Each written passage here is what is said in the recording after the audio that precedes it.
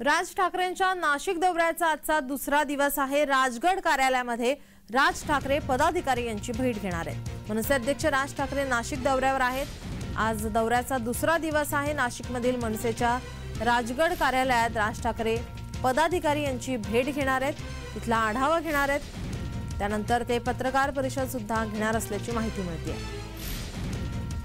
आपले प्रतिनिधी किरण गोटूर आपल्या सोबत फोन लाईन वरून जोडलेले आहेत। किरण, काय अधिकची माहिती? कालपासून मनसे अध्यक्ष राज ठाकरे हे नाशिकमध्ये आहेत आणि आज त्यांचा नाशिकचा हा दुसरा दिवस आहे। आज ते नाशिकमधलं जे मनसेचं राजगड कार्यालय आहे इथे येऊन पदाधिकारी आणि कार्यकर्त्यांना भेटणार आहेत आणि ते संपूर्ण नाशिक लोकसभा मतदारसंघाचा आढावा घेणार आहेत। काल नाशिकच्या एका जे हॉटेलमध्ये त्यांनी पदाधिकारी संवाद मेळावा घेतला। त्या मेळाव्यामध्ये आगामी ज्या नाशिक लोकसभा निवडणुका आहेत त्यासाठी कामाला लागा अशा पद्धतीचे आदेश राज ठाकरे यांनी दिलेले आहेत आणि आज सुद्धा ते विविध जे स्थानिक नेते असतील, पदाधिकारी असतील, कार्यकर्ते असतील त्यांच्यासोबत भेट घेणार आहेत आणि विशेष करून नाशिक लोकसभा मतदारसंघाचा आढावा घेणार आहेत आणि त्यानंतर ते एक पत्रकार परिषद सुद्धा घेणार असल्याची माहिती आहे आणि त्या पत्रकार परिषदेमध्ये ते आपली भूमिका मांडणार आहेत। त्यामुळे एकूणच आजच्या पत्रकार परिषदेमध्ये राज ठाकरे काय बोलतात हे बघणं महत्वाचं असणार आहे, कारण मागच्या काही दिवसांपासून ज्या पद्धतीने वेगवेगळ्या राजकीय घडामोडी जे राज्यात घडलेल्या आहेत त्या सगळ्या अनुषंगाने आज भूमिका एकूणच राज ठाकरे मांडतील अशा पद्धतीची अपेक्षा आहे। त्यामुळे नेमकं राज ठाकरे आज काय बोलतात हे आपल्याला बघणं महत्वाचं असेल। किरण, गुरुवारी सुद्धा पदाधिकारी यांच्यासोबत राज ठाकरे यांनी संवाद साधला। यावेळी त्यांना काय आदेश देण्यात आले त्या संदर्भात काय माहिती?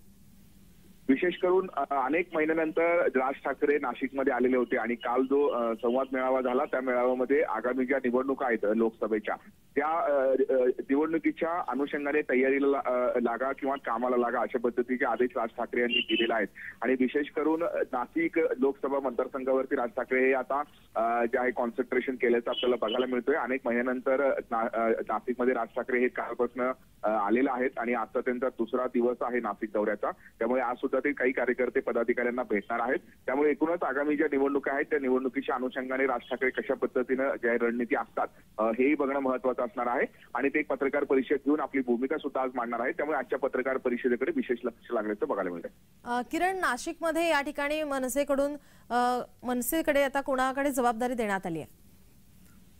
खरं तर कालच या सगळ्या संदर्भात संघटनात्मक जे चर्चा असतील, बैठका असतील ते अंतर्गत झालेल्या आहेत। आता काही दिवसांपूर्वी नवीन महानगर प्रमुख सुद्धा मनसेने नाशिकमध्ये नेमलेले आहेत। अशा पद्धतीच्या वेगवेगळ्या बदल हे राज ठाकरे मागच्या काही दिवसांपासून आपल्याला हे नाशिकमध्ये करताना बघायला मिळते। एकेकाळी आपण बघितलं तर नाशिकमध्ये मनसेची एक मोठी सत्ता होती, महापालिका सुद्धा मनसेकडे होती, पण मध्यंतराच्या काळामध्ये पक्षाची जी ताकद आहे ती कमी झालेली होती आणि त्याच अनुषंगाने पुन्हा एकदा पक्षाला जे ते उभारी देण्यासाठी राज ठाकरे हे प्रयत्न करत आहेत आणि त्याचाच एक भाग म्हणून कालपासून हे राज ठाकरे नाशिक दौऱ्यावरती आहेत। विविध जे स्थानिक नेते असतील, पदाधिकारी असतील, कार्यकर्ते असतील त्यांच्याशी ते चर्चा करत आहेत।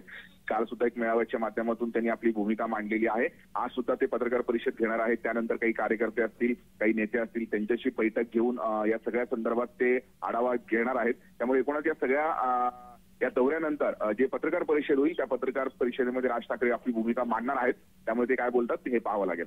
किरण, धन्यवाद तुम्ही दिलेल्या माहितीसाठी।